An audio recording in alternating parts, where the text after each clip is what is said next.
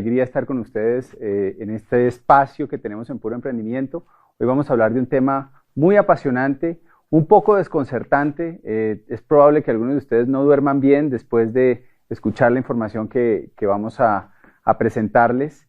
Y lo más importante, creo yo, es crear conciencia sobre el mundo en el que vivimos, las reglas del juego y lo que está pasando. En este momento, en la actualidad, tenemos el dólar subiendo y el petróleo bajando. Y la pregunta que yo le hago es, ¿realmente usted sabe por qué? ¿Sabe por qué ocurren esos ciclos dentro de la economía? Esto es como quedó el mundo después de la crisis del año 2008. Los países que están en rojo son países que entraron en desaceleración, decrecimiento económico, recesión económica, y como usted se da cuenta, pues son la mayoría de los países del planeta. Y la verdad es que la mayoría de la gente no entiende por qué. ¿Por qué pasó eso? Esa crisis, por ejemplo, empezó con la quiebra de los bancos en los Estados Unidos en el año 2008. Y el gobierno pasó unas leyes que los contribuyentes pagaron con impuestos para rescatar a los bancos. ¿Sabe usted que la primera medida que tomó, por ejemplo, el presidente de Lehman Brothers, que había llevado el banco a la quiebra total, cuando recibió los dineros de los auxilios del gobierno cobrados a los contribuyentes de impuestos, es que se dio a sí mismo un bono de 568 millones de dólares. Esa fue su primera acción. Y el dinero que estaba destinado para llegar a la gente, para que las personas no perdieran sus casas, no perdieran sus activos durante esta gran crisis, nunca llegó y se quedó en manos de los banqueros. Y para eso tenemos que ir al inicio. Entonces, como me decía un amigo, Alexander Ruiz, ex tesorero de Bancoldex, que es el banco realmente empresarial de Colombia, me decía que el problema es que la gente se sienta como si se sentara a jugar póker con expertos y con campeones mundiales sin ni siquiera conocer las reglas del juego. ¿Usted haría eso? Seguramente no, ¿no? Sería tremendamente peligroso. Pero, como me decía él, eso es exactamente lo que hacemos todos los días cuando salimos a trabajar y cuando, ¿no?, depositamos nuestro esfuerzo, generamos ingresos, estamos jugando un juego que es el juego de la economía que ni siquiera entendemos. Entonces vamos a ir al inicio, vamos a ir al principio de donde todo esto arrancó. La historia del dinero comienza con el trueque, realmente.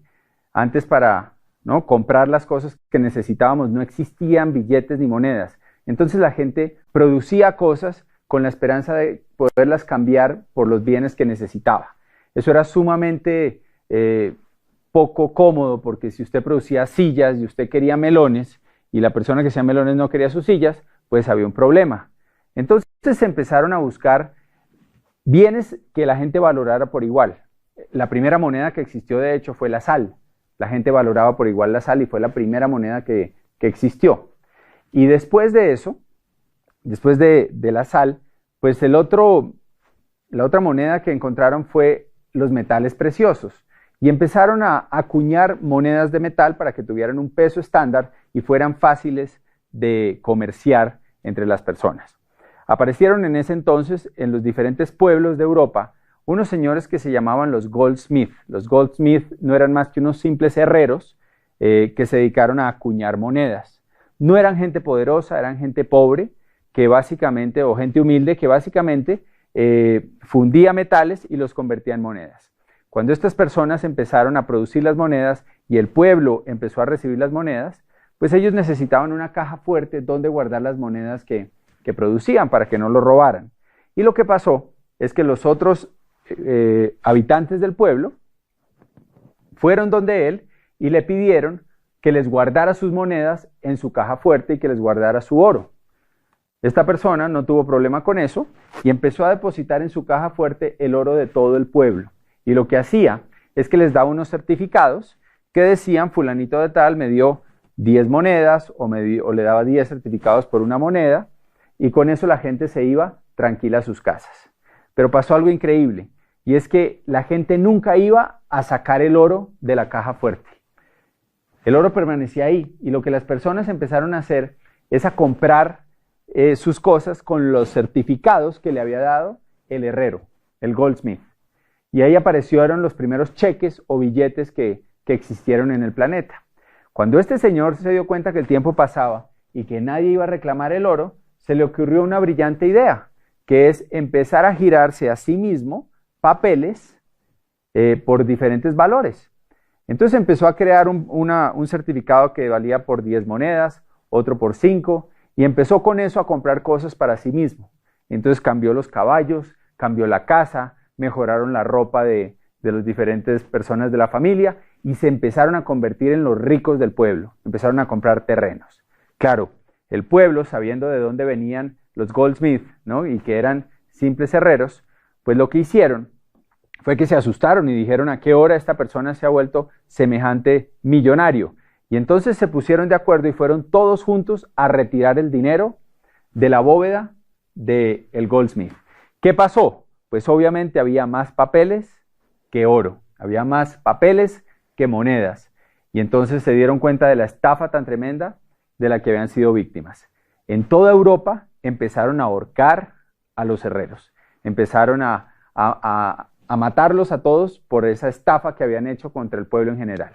Pero pasó algo interesante, y es que algunas personas ricas, los nobles, algunos gobiernos, se dieron cuenta de lo que estaba pasando, y ¿saben qué dijeron? Dijeron, oiga, pero no es tan mala idea. No es tan mala idea, simplemente necesitamos reglamentar esto. ¿Por qué no cogemos esto que hizo esta gente y lo reglamentamos? Porque ahí hay un potencial de negocios. Y entonces empezaron a crear los primeros bancos, o los segundos, porque los primeros realmente fueron los de los Goldsmith, y empezaron a reglamentar las reglas de la producción del dinero, de los papeles como medio de pago. Y lo primero que hicieron fue poner un rango. Entonces decían, bueno, por cada moneda que tengamos acá, podemos emitir 10. El 10% se debía mantener como reserva.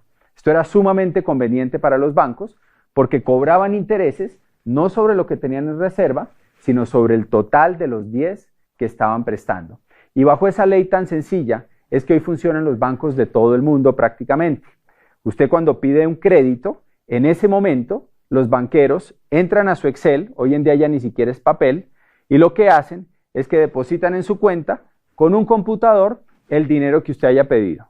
$10,000, 20 millones de pesos, lo que sea. Usted quiere comprar un carro y entonces usted pide un crédito por ese valor. Y en ese momento entran y crean ese dinero. Lo único que tienen que tener es un poco de dinero de reserva para poderlo crear.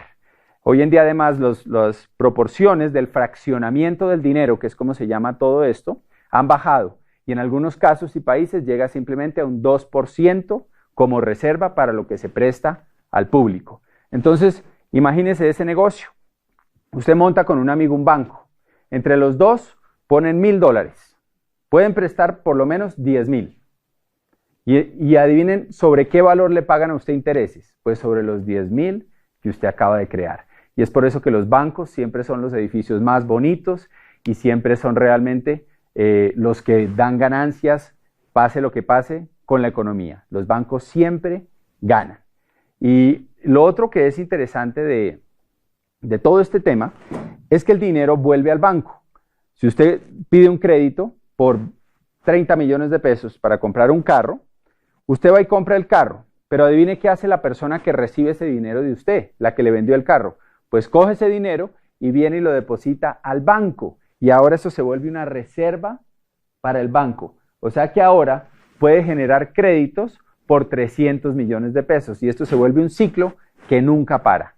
Y el resultado de eso es que cada vez hay más dinero, más dinero, más dinero en la economía. Y lo que eso nos ocasiona a todos se llama inflación.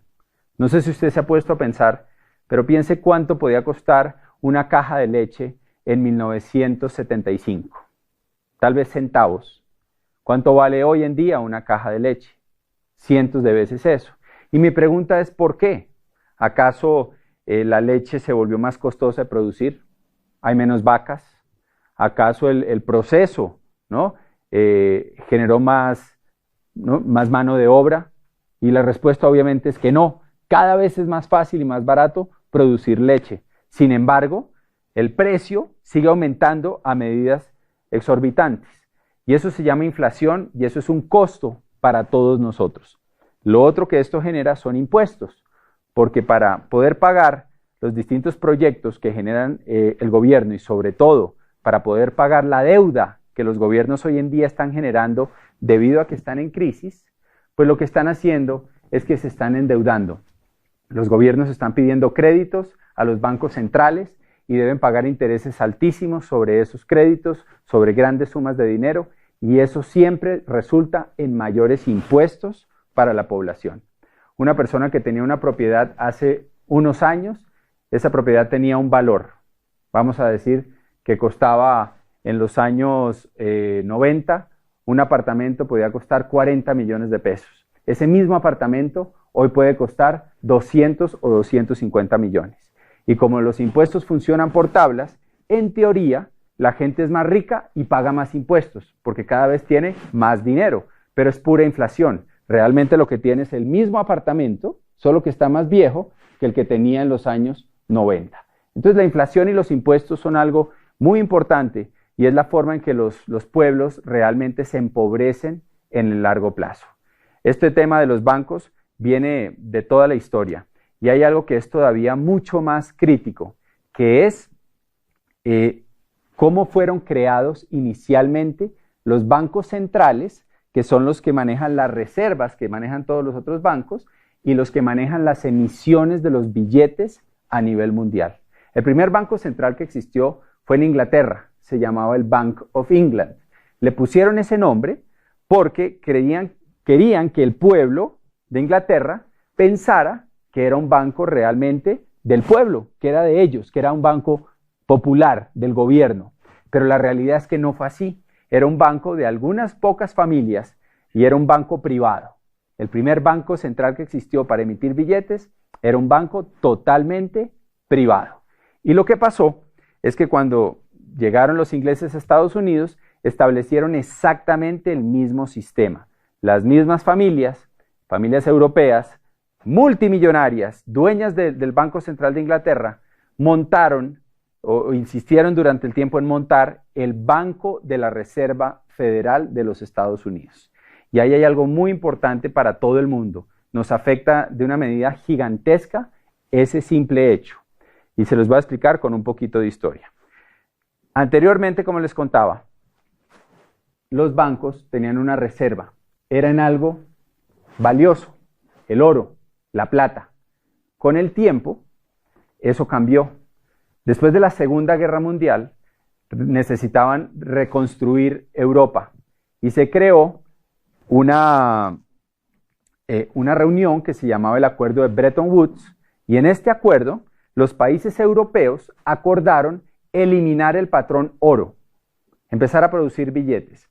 Y el acuerdo se basaba en que iban a seguir regidos por el dólar americano, el dólar de los Estados Unidos. ¿Por qué? Porque ese dólar todavía mantenía el patrón oro. Entonces, de cierta forma, seguían ligadas a algo real, a algo valioso. Eso fue un convenio que Estados Unidos aceptó y aceptó volverse la moneda del planeta entero. Por eso hoy todo lo comparamos con dólares.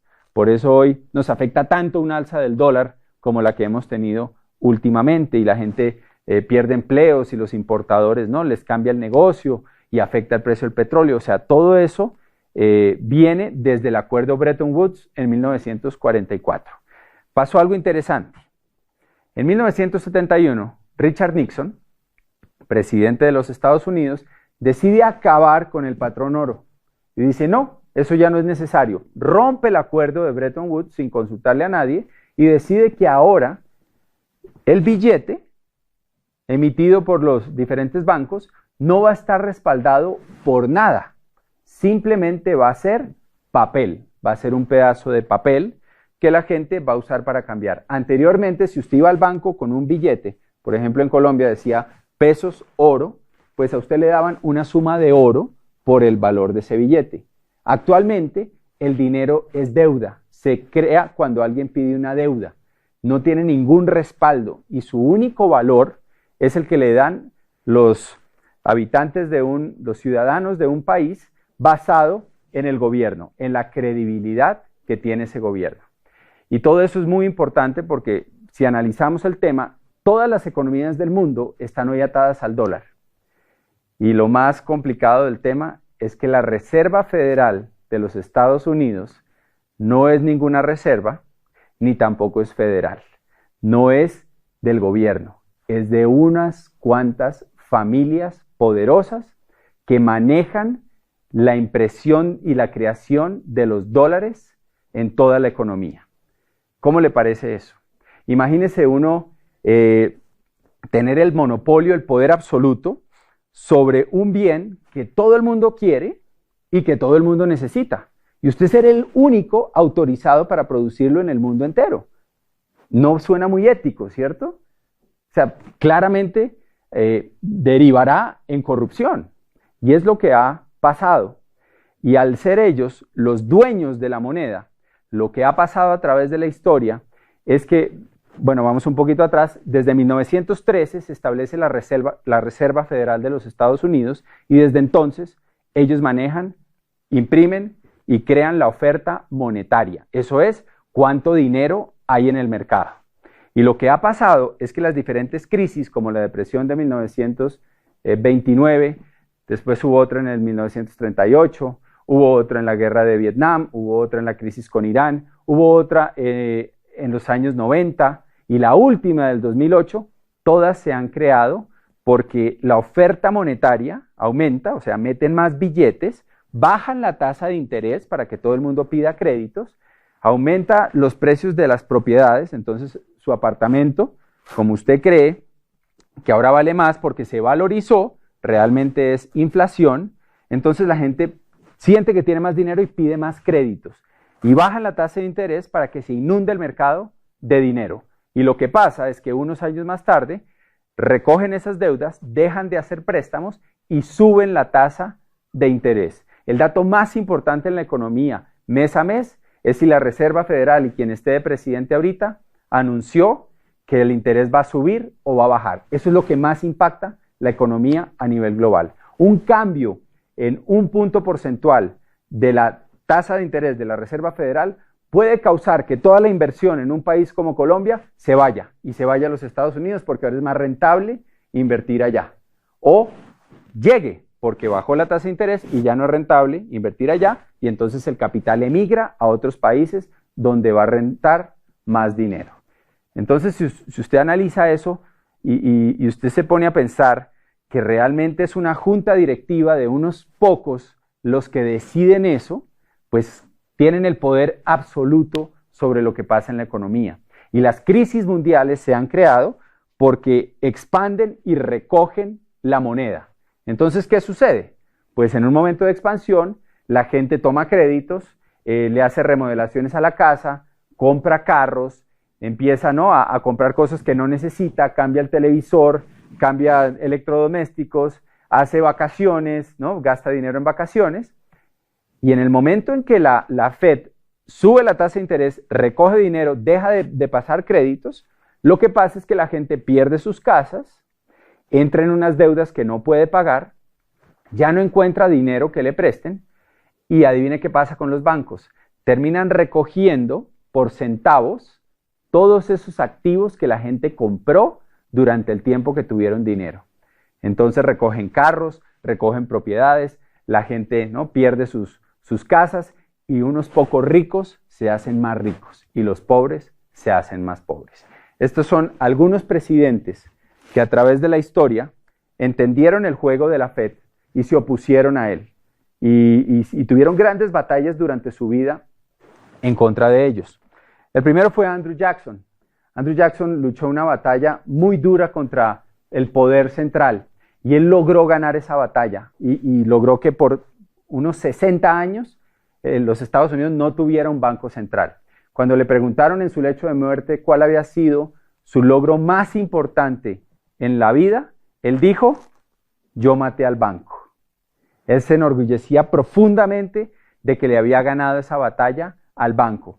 Tuvo intentos de asesinato, se salvó varias veces de perder la vida y fue alguien, pues, que entendió el problema y luchó por él.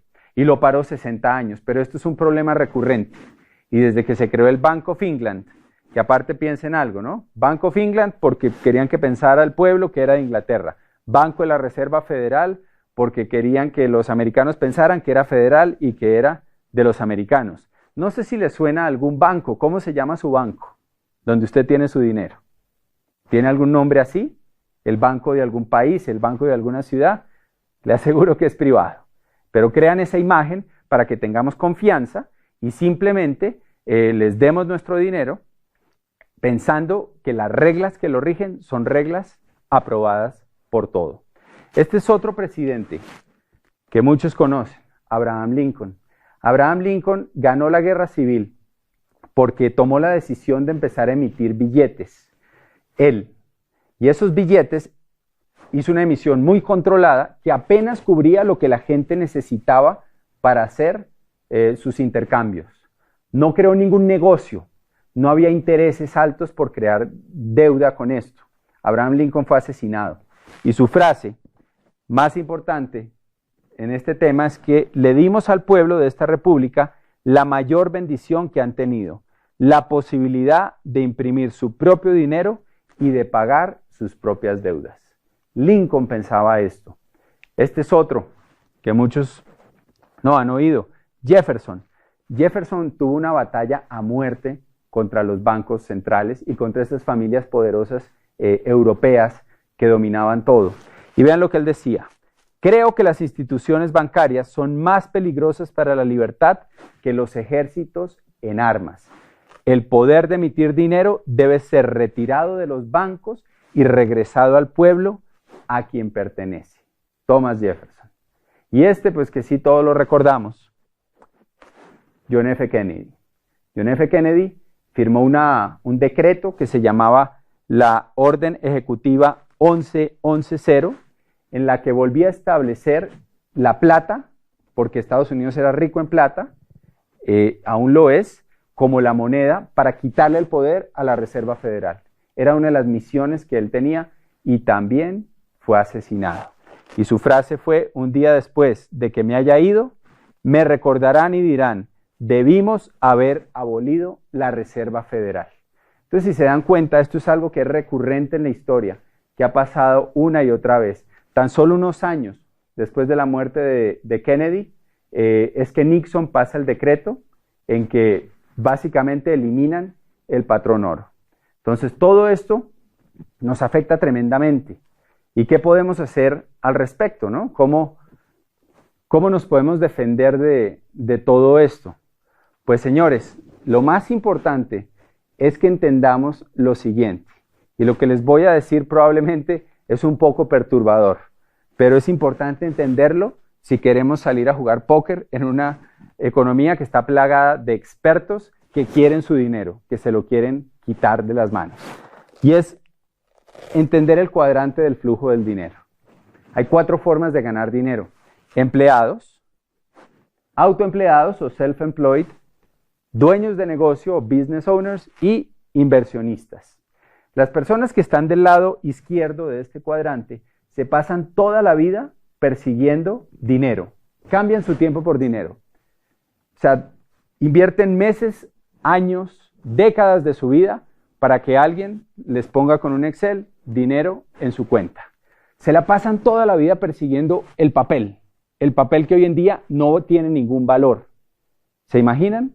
Las personas que están del lado derecho del cuadrante entienden algo diferente.